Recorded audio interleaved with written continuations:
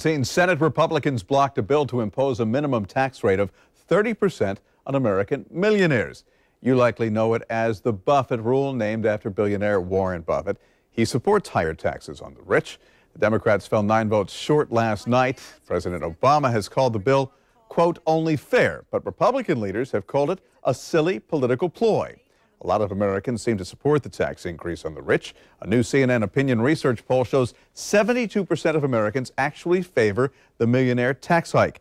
Joe Krier, president of Krier Wealth Management, here to discuss both sides of the story and what, if anything, it means to all of us. Joe, welcome back to the show. Good to have you here. Got to ask, is it the right goal, wrong tool?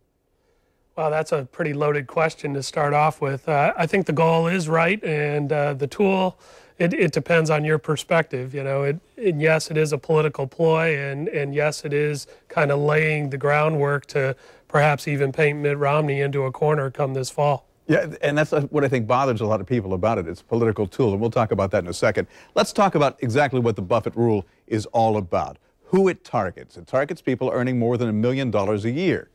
Correct, and you know, in this case, there's some 300,000 people earning that.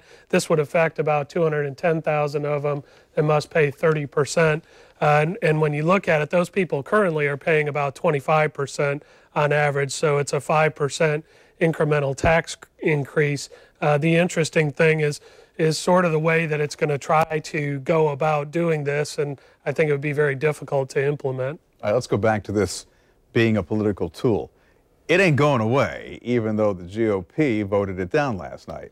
Yeah, the Democrats have kind of proposed to just retool it a little bit and continue bringing it up to the front, because I think they feel they have a very strong proponent with Warren Buffett, either the richest or the second richest guy in the world, sitting there having a very democratic approach to things, saying, yeah, tax me more. And then you have on the other side Governor Chris Christie saying, well, Warren, if you want to pay more taxes, write a check and shut up, please. There's getting to the bottom line. Yeah. I'm a student of history, and I seem to remember that 43 years ago, Congress enacted the minimum tax. And they may have had good intentions, but it turned out to be a debacle.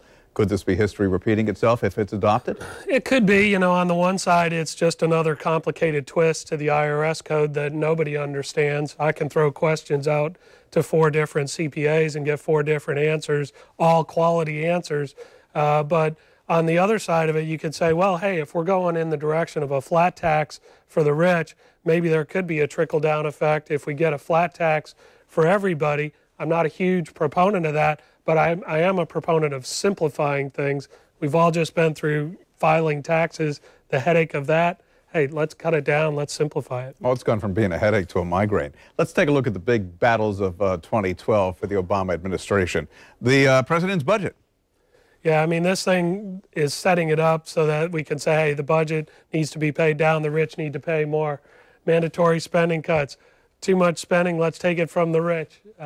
Debt ceiling looming, expiring Bush tax cuts. All these things are going to be monumental debates, and I think that this little debate is just a setup of things to come, and public opinion is huge. As you indicated, people were very much in favor of this, and you know, that's what moves Washington. Do we make any headway or move in either direction before the presidential election? Probably not. I knew that's what you're going to say. Joe Krier, thanks much for being here.